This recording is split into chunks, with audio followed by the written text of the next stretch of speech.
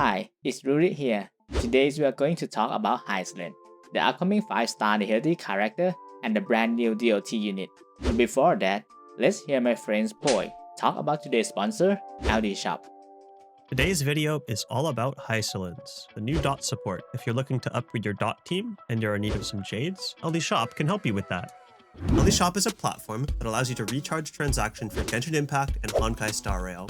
Basically, it allows you to recharge these games at a lower cost compared to the in-game price. The transaction is 100% safe and secure to use, and all it requires is a UID. They won't ask for any other information. PayPal is also an option to pay, so all your private information will be safe. After you proceed with payment, you'll receive your shards in less than 5 minutes. Use the link in the description to get 18 plus 5% off on Honoric shards. Newcomers will also get a 15% off coupon.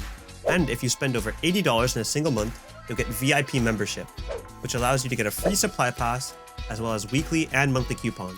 There's a special coupon for this channel, but don't forget to use it if you're spending. Now, back to the run. Okay, there's few things to note about Hysilens and DoT itself. But before we continue further, I recommend you watching my Hysilens pre-release video to get more understanding about the unit itself. Here's our topic today: Hysilens performance, issue with DoT team and why most people would find it less appealing. Visual-wise, both the good and the bad, and should you put Hysilens? First, we will talk about Hysilens performance as of current meta. If you have watched my CE server video, you will see that Hysilens performance is pretty good.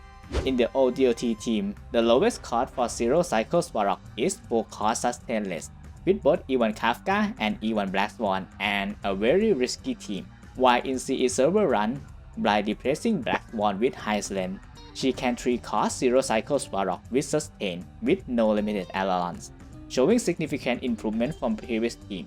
If you have seen other pre-release gameplay, you will see that in Hysilens Kafka Black Swan team, Hysilens deal around 60% of overall team's damage, which is not exactly true in practical. Since Hysilens is also really good in stacking Black Swan Arcana, this means Hysilens herself also boosts Black Swan performance by quite a bit.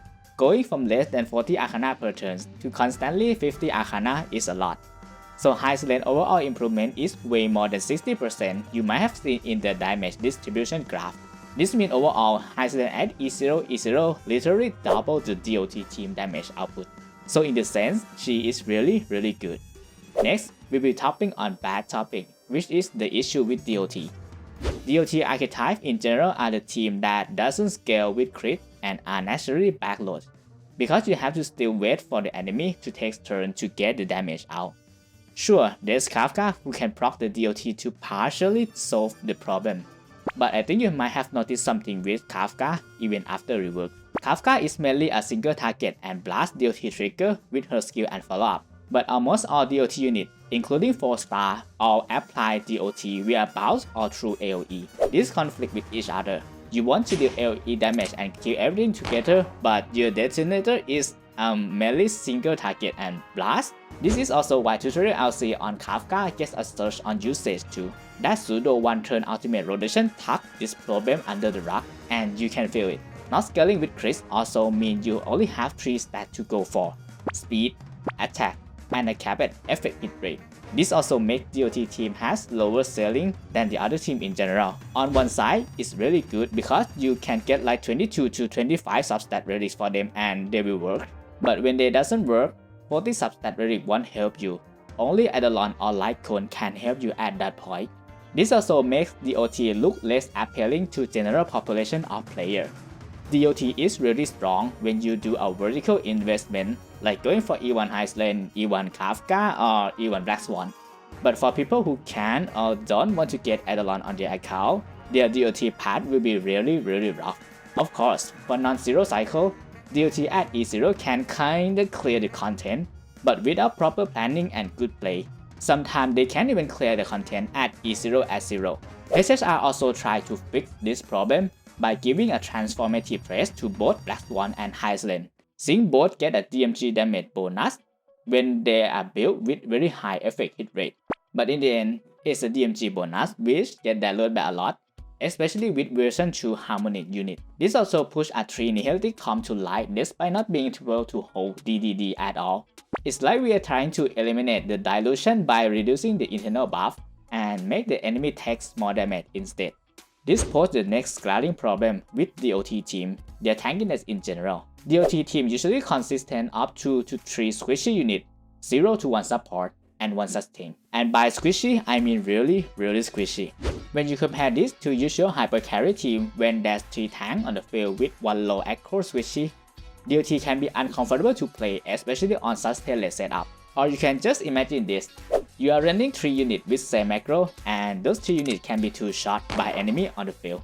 How much reset would it take?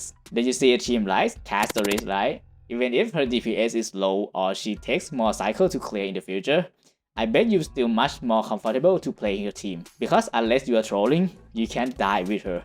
Last problem for DoT is we don't even have a proper DoT support. The only 2 DoT DLC is a main DPS with some utility, and we get them like once a year. If you watch Goba Hysilens video, you notice that he also mentioned this problem as well. If only we have a proper DoT support, be it a minute detonation with very high frequency, debuff extension, or a proper DoT boost, then DoT will look much better than what it is right now. But since we only get them once a year, I really don't have high hope on this topic. Note that there's much more problem with DoT. The energy, 2-phase boss, fast boss with advanced forward mechanic. But we will end it here, or this will take hours to finish. Next is visual wise, both the good and the bad. I admit that Hysilens on splash art and on her PV video looks really good. But well, when we make it into the 3D in-game model, this is my opinion, but her model looks a bit off. I'm not good in art, so I might miss something, but I think her eyes look asymmetrical and skilled. Her clothing design with visible ribcage also feel really off, but maybe it's just about the lore, maybe I have to follow on that. For the good part, her in-battle animation is stunning. I like the wail, the ballet, the ice dance, the violin sound. Well, if you're out too much like in the 4K Epoch Shadow run, you might hate it though. Listening to 50 out in a row can be like very haunting. Finally, should you pull Hysilens?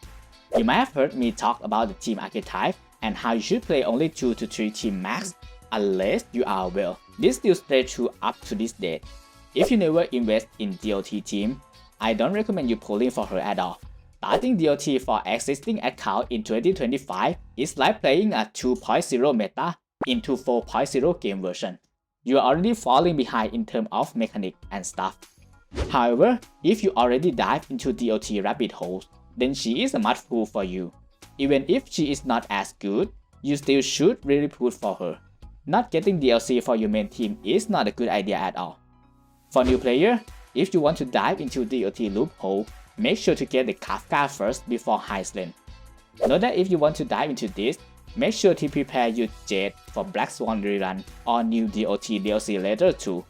And if you are lucky and have some spare Jade left, E1 Hysilens is better than E1 Kafka, then you should save your Jade. No more further investment on this. Alright, that's it for this Diff video. Thank you for watching and see you on the live server run.